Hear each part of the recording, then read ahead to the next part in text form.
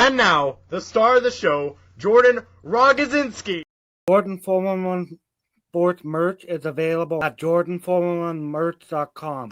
We've got heavyweight shirt, comfortable everyday tees, and premium hoodies available. I just got my soft style shirt. It feels amazing on the skin, and it's perfect for game day or everyday wear. Check out jordan411merch.com and place your order today and support the channel. The Bombers looked dominant at times against Calgary. Brady Oliveira ran wild, 113 yards rushing on 15 carries and a touchdown, and an additional 24 yards on 3 receptions.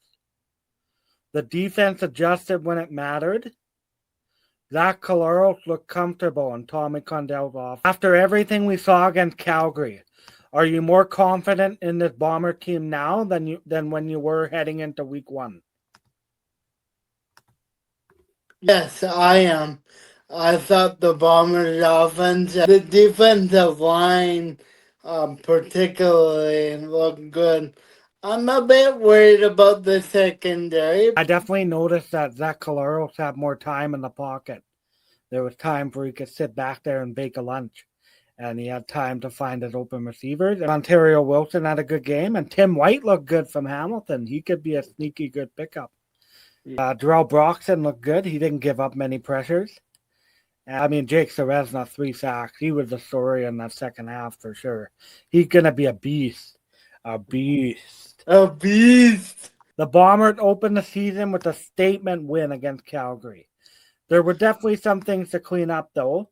But overall, Winnipeg controlled large stretches of that football game. The biggest story for me was Brady Oliveira and Jake Serezna. 95-yard rushing in the first half alone. When Winnipeg establishes Oliveira early, everything opens up. The play action worked better, the offensive line settles in, and the defense gets more time to rest. Was Brady Oliveira the biggest reason Winnipeg won that game, or was it another player that stood out to you? I think he's definitely one of them, like you were saying, Ontario Wilson, Tim White, and I really like Serezna, man. Serezna was a beast up the middle, him and Willie Jefferson working together. Willie Jefferson looked really good. I think having more pressure up the middle will open up Willie a little bit because they'll up and double team Serezna. So that could leave Willie in a lot of one-on-one situations, which could benefit him. One area that still concerned me, though, in that game was the secondary. Calgary moved the ball through the air more than the Bombers. There were multiple moments where Calgary receivers found face and were wide open. The defense tightened it up when it mattered. But if you're looking for a weakness from week 1, this is probably it. Against Hamilton, that's a concern because Bo Levi Mitchell is still one of the smartest quarterbacks in the CFL, and the Tiger Cats have receivers who can make explosive plays. Was the Bombers' secondary exposed against Calgary, or is this just week 1 rust? We'll see. Give me till week 4. They didn't look good in week 1. I thought they were leaving receivers wide open. They weren't really competing with the receivers. I thought the last drive in particular, the secondary played awful because Jake Serezna got 2 sacks.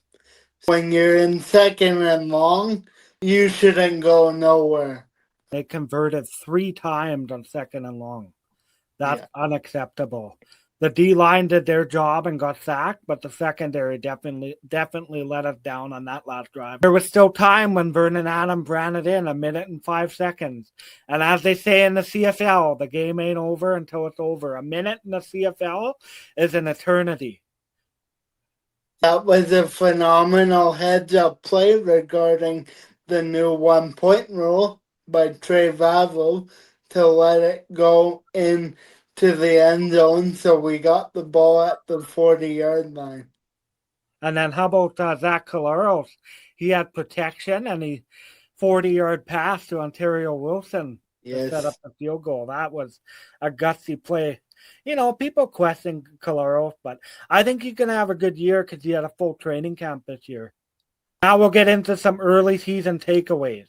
One game doesn't tell us everything, but it can tell us whether off-season moves are making sense.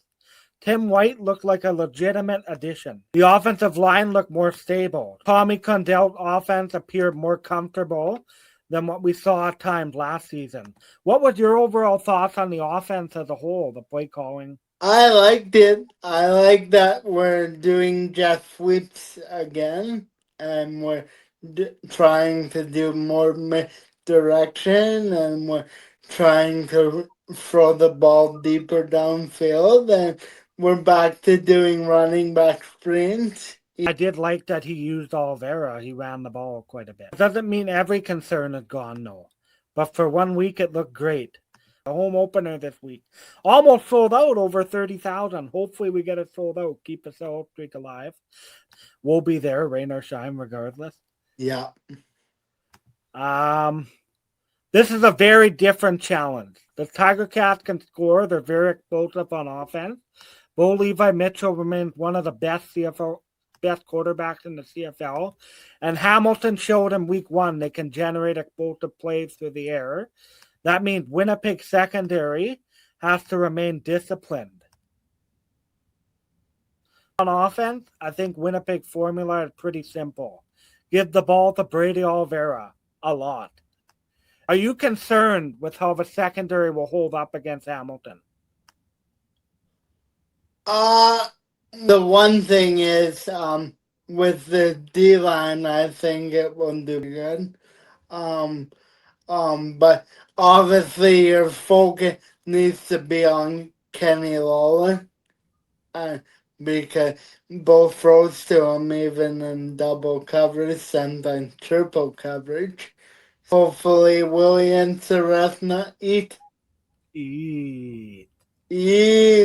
If you could only guarantee one player stays healthy all season, are you taking Brady Oliveira or Zach Collaros?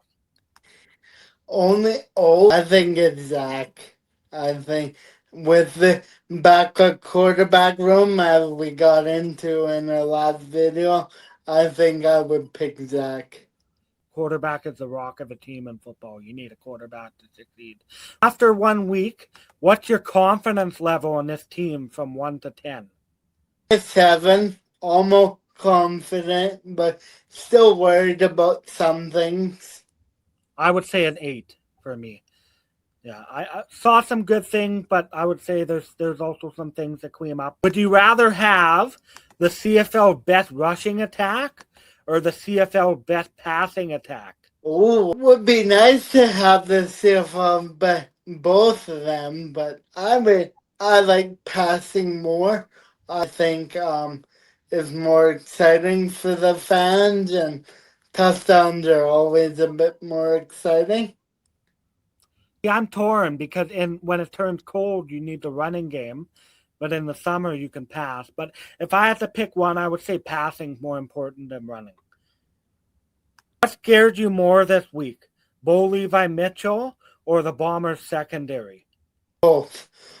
For Bo Levi Mitchell, he loves the Bombers. Obviously, lately he hasn't had too much success against us. The secondary didn't look good, and hopefully they rebound, but if they don't, we could be in trouble. What are your overall thoughts on the home opener? I'm kind of excited it's gonna rain. I like some football in the rain. Um, some people we go with might not be happy, but that's all right, Dad. Yeah. I'm just excited to be back there for a real game, to see all the new additions. Me and Jeremy love watching warm up, and the new food scene not too bad either. So if you like stadium food, I would recommend trying it. Overall thoughts are it's always nice to be back in the stadium, see a packed house. see it being loud on defense, and hopefully the Bombers put on a good show and it's a good game and the Bombers come out with a win. Jordan 411 merch now available. Free shipping on all orders. We have everyday tees, premium hoodies, heavyweight shirt. Place your order today at jordan411merch.com. Support a local Winnipeg podcast. Thank you, folks. Please like and subscribe and like the video and comment. And we'll see you next week.